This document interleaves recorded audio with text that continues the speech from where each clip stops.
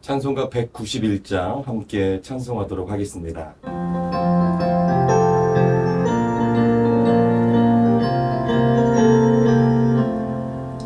내가 매일 기쁘게 순례의 길 행함은 주의 발이 나를 안보함이요 내가 주의 큰 복을 받는 참된 비결은 주의 영이 함께함이라.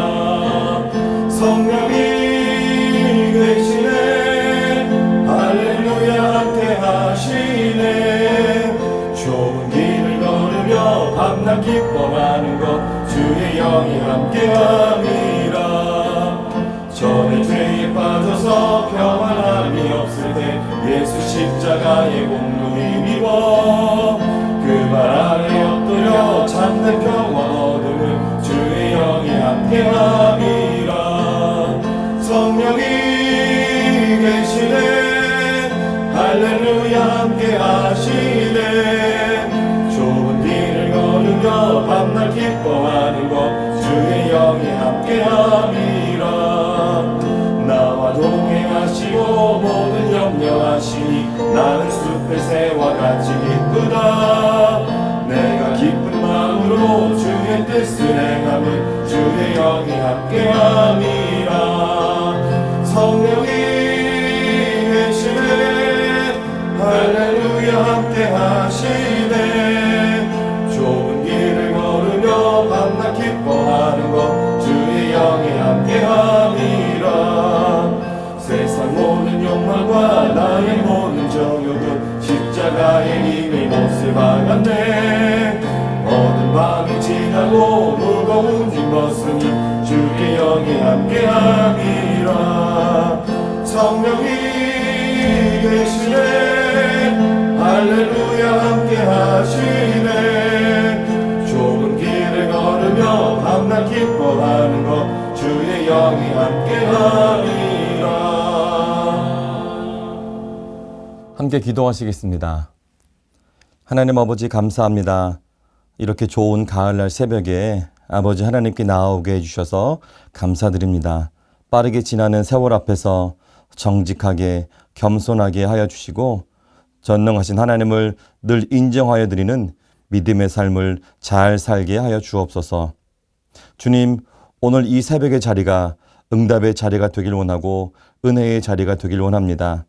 기도하옵기는 이 땅에서 살아가는 동안 세상 모든 민족이 구원 얻기를 원하시는 하나님 아버지의 그 마음을 잘 알아서 복음을 늘 전하는 선교적 삶을 살게 하시고 우리의 입술과 행동과 우리의 모든 삶으로 하나님 아버지께 찬양을 올려드리며 또한 세상의 빛으로 소금으로 착한 행실로 하나님 아버지께 영광을 올려드리는 삶을 살게 하여 주옵소서. 더불어 기도합니다. 연약해서 짓는 우리의 모든 죄들을 회개하오니 예수님의 보혈로 씻어주셔서 우리의 죄과를 동이 서에서 먼 것 같이 우리의 죄과를 우리에게서 멀리 옮겨 주옵소서. 또한 연약한 육체의 질병에도 안수하여 주셔서 치유하여 주시고 사업과 경제의 어려움, 일터에서의 삶들을 돌보아 주옵소서. 무엇보다 자녀들과 가족들, 이웃들의 구원을 속히 이루어 주셔서 하나님 나라를 함께 이루어가게 하여 주옵소서. 나라를 위해 기도합니다. 어수선한 이 나라가 안정되게 하시고 통치자들, 정치가들의 마음에 하나님 주신 양심이 살아있게 하옵소서. 출애굽기 18장 21절의 말씀처럼 하나님을 두려워하며 진실하게 하시고 불의한 이익을 미워하는 리더들 되게 하시고 특히 미신과 또 우상숭배에 빠지지 않고 공의와 정의로 통치할 수 있는 지혜와 능력을 허락하여 주옵소서. 분단 70년이 넘은 이 나라를 위해 기도합니다. 특별히 북한 땅에도 따뜻한 평화의 바람이 불어와 굳게 닫힌 문이 열리게 하시고 평화롭게 복음으로 또 주님의 사랑으로 하나가 되는 이 나라가 되게 하옵소서. 무엇보다 이 남한교회가 한 핏줄로서 그 고엘의 역할을 잘 감당할 수 있게 하여 주옵소서. 그래서 하나님 기뻐하시는 귀한 민족으로 새롭게 일어나도록 이 한반도를 축복하여 주십시오. 이 땅에 세워진 주님의 교회들을 위해 또 기도합니다. 먼저 목사님들을 비롯한 리더들, 모든 성도들이 세상의 것들로 타락하지 않고 우상 숭배하지 않게 하시고 말씀을 거울 삼아 하나님과 세상 앞에 그리고 물질 앞에서도 정직하게 하옵소서. 교회는 세상의 가치관과 권력으로 움직여지는 것이 아니라 말씀과 기도로 사랑과 순종과 섬김으로 교회가 세워지게 하옵소서. 무엇보다 복음을 전하는 일에 열심을 내는 순결한 교회들 다 되게 하옵시고, 특별히 설립 5주년이 된 우리 수유제일교회가 그러한 교회 되게 하여 주셔서 이 땅에서 빛으로 소금으로 주님 주신 귀한 사명 잘 감당해내는 주님 기뻐하시는 교회로 잘 성장하게 하옵소서. 또한 주님의 때에 보이는 교회도 속히 허락하여 주옵소서. 이제 말씀 앞에 섭니다. 우리의 마음이 겸손한 옥토밭 되게 하시고 깨닫게 해주시는 그 진리에 잘 반응하고 순종하게 하옵소서. 온 세상의 유일한 구원자이시고 다시 오실 예수님의 이름으로 감사하며 기도드렸습니다. 아멘. 이 새벽에 우리가 함께 읽을 주의 말씀은 시편 117편입니다.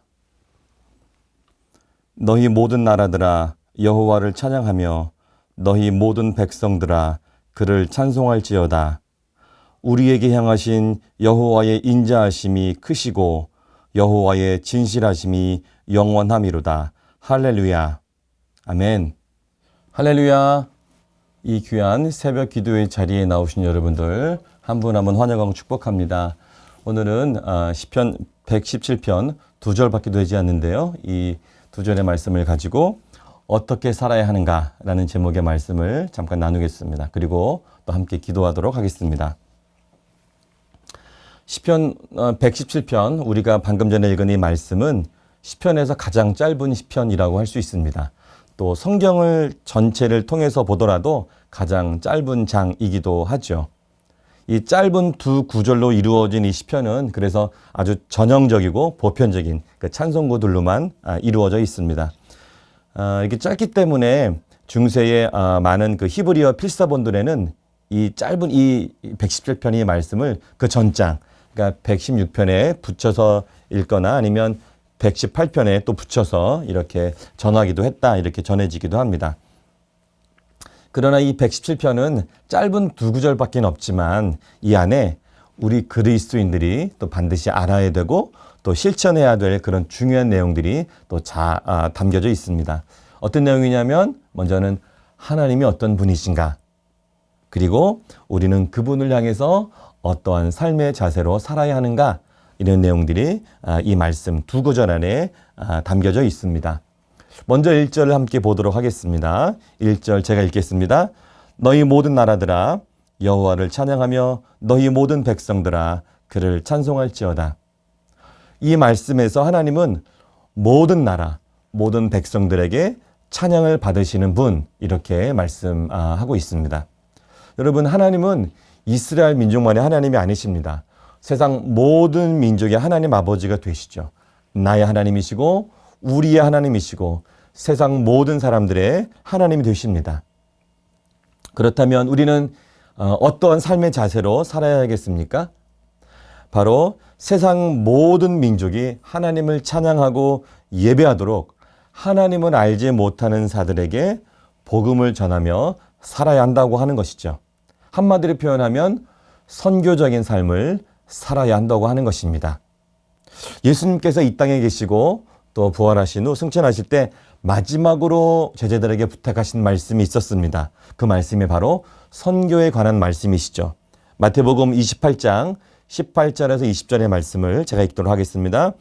예수께서 나와 말씀하여 이르시되 하늘과 땅의 모든 권세를 내게 주셨으니 그러므로 너희는 가서 모든 민족을 제자로 삼아 아버지와 아들과 성령의 이름으로 세례를 베풀고 내가 너희에게 분부한 모든 것을 가르쳐 지키게 하라.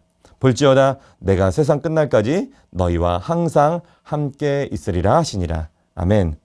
사도 바울도 로마서 15장에 보면 오늘 우리가 읽은 시편 117편의 말씀을 인용하면서 하나님을 모르는 이방인들에게도 복음을 전해서 구원을 받게 해야 한다. 이렇게 교훈하고 있습니다.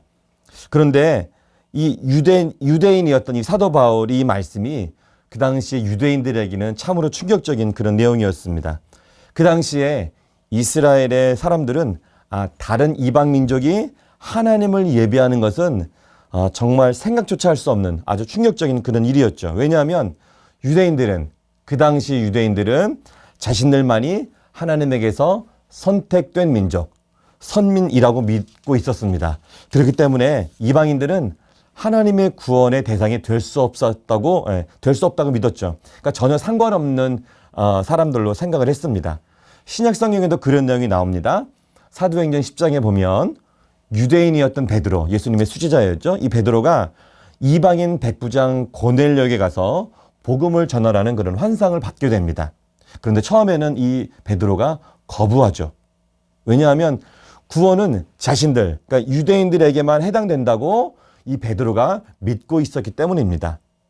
그렇기 때문에 이 예수님의 수제자였던 이 베드로에게조차도 유대인 외에 이방인에게 하나님의 말씀이 전해진다는 것이 도저히 이해할 수 없는 그런 일이었습니다. 베드로뿐만 아니라 그 당시에는 다 그랬죠. 또 사도행전 11장에 보면 결국 이 베드로가 그 이방인 고넬료에게 가서 하나님 말씀을 전하고 사실 그 자리에 하늘의 성령이 내려오게 되죠. 이런 소식을 예루살렘에 있는 그 할례자들, 유대인들이 듣게 됩니다. 그러더니만 그 소식을 들은 많은 유대인들이 베드로를 비난하고 또 성령이 내렸다는 그 소식을 듣고 아주 놀라는 그런 장면들이 나오죠. 사도행전 11장 1절에 3절의 말씀을 제가 보겠습니다.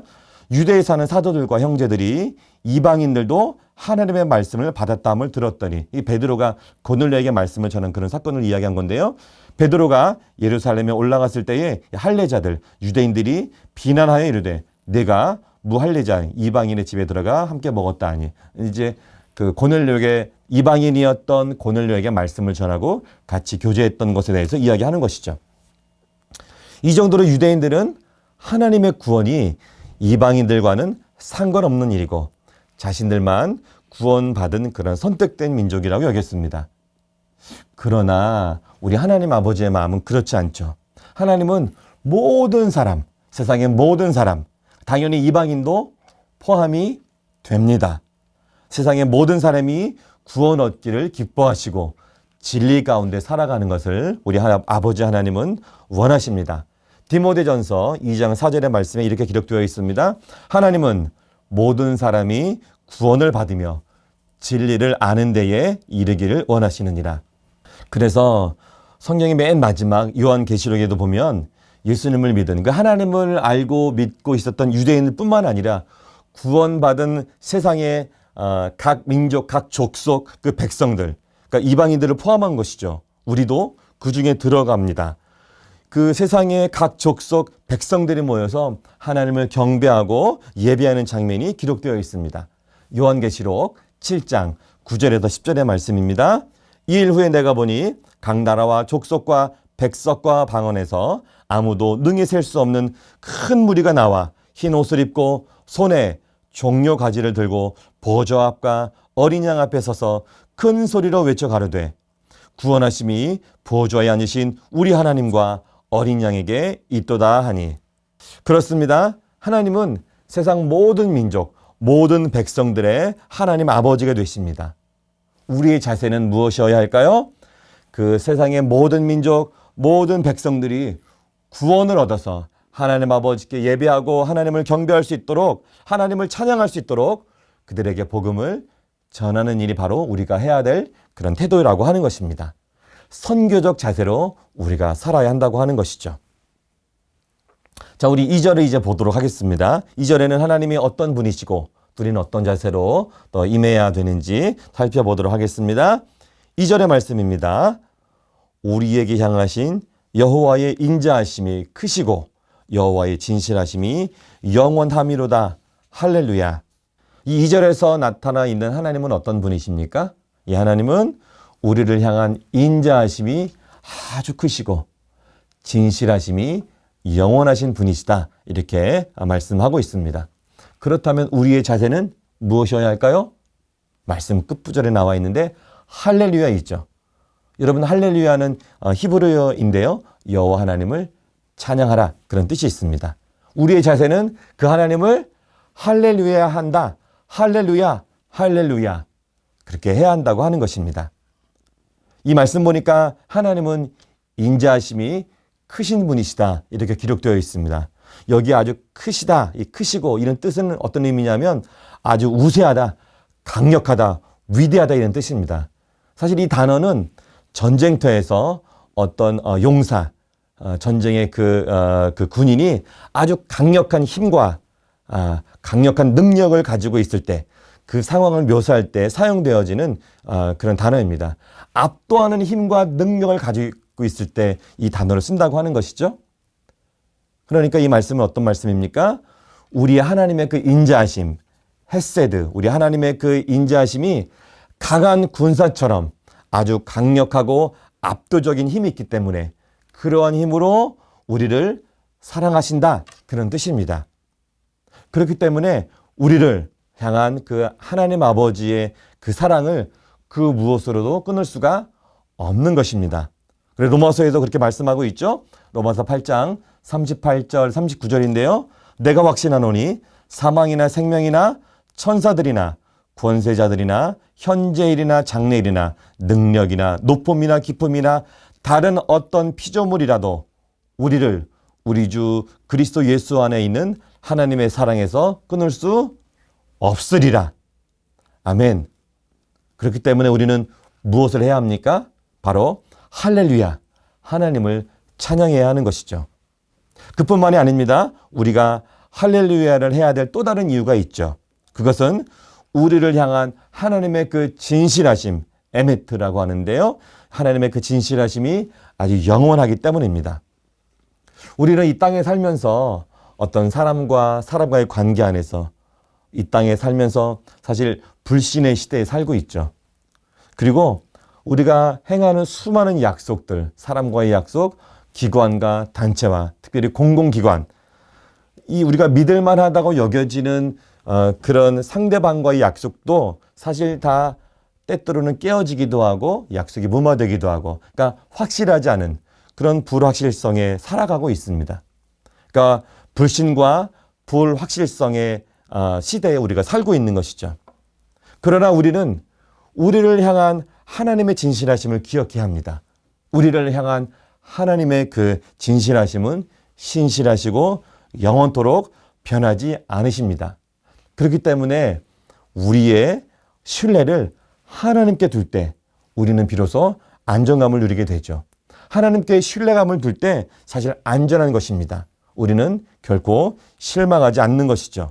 그렇습니다. 하나님은 우리의 신뢰를 당신께 두어도 결코 실망시키지 않으시는 그 하나님이시고 또 변하지 않는 믿음의 반석이 되신 분, 바로 우리 하나님이십니다.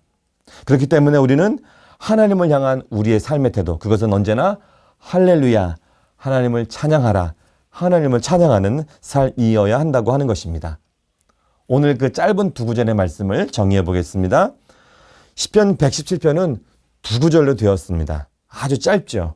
그러나 이 두 구절 안에 우리 믿는 자들이 반드시 알고 또 실천해야 될 그런 중요한 것들이 모두 들어 있습니다. 하나님은 세상의 모든 민족과 백성들에게서 찬양을 받기 합당하신 분, 찬양을 받으시는 분이시다. 그렇기 때문에 우리는 세상 모든 민족이 또 백성들이 하나님께 찬양하고 예배하고 경배할 수 있도록 복음 전파, 그러니까 선교적 삶을 살아야 한다고 하는 것이죠. 사실 우리는 모두는 다 선교사입니다. 물론 최초의 선교사는 하늘 보좌를 버리시고 이 땅에 오셔서 하늘나라의 복음을 전해주신 예수님이시죠. 예수님이 최초의 선교사이십니다. 우리도 예수님을 본받아서 때때로는 가정으로 또 학교로 또 직장으로 보냄을 받은 선교사들이라고 하는 분명한 확신이 필요합니다. 좀 더 확장한다면 우리는 내가 가는 선교사이든지 아니면 기도와 물질, 이 재정으로 보내는 선교사이든지 둘 중 하나의 삶을 우리가 살아야 하는 것입니다. 여러분 그렇게 살 수 있기를 축복합니다. 또한 우리를 향한 하나님 아버지의 크신 인자하심과 영원한 그 진실하심으로 인해서 우리는 늘 하나님을 찬양하는 삶을 살아야 하는 것입니다. 할렐루야의 삶을 그래서 살아야 하는 것이죠. 우리의 입술에 때때로 우리가 평소에 많이 흥얼거리지 않습니까? 평소에 흥얼거리는 그 흥얼거림도 감사와 찬양이 되어야 합니다. 불평과 불만, 어떤 신세한탄 이런 것보다는 어떤 세상의 유행가 이런 것보다는 감사와 찬양으로 가득 차고 그리고 우리의 삶도 세상의 빛으로 또 소금으로 그 착한 행실로 하나님 아버지께 영광을 돌리며 살아야 한다고 하는 것이죠. 여러분은 이제 어떻게 사시겠습니까? 물론 이전에도 그렇게 사셨겠지만 또 오늘 말씀에 순종해서 더욱더 복음을 전하는 자로 가든지 아니면 보내든지 그런 선교사의 삶을 사시기를 축복합니다. 또 하나님께 말과 행동으로 우리의 온전한 우리들의 모든 삶으로 늘 감사와 찬양을 올려드리는 우리 귀한 성도님들 다 되시기를 예수님의 이름으로 축복합니다.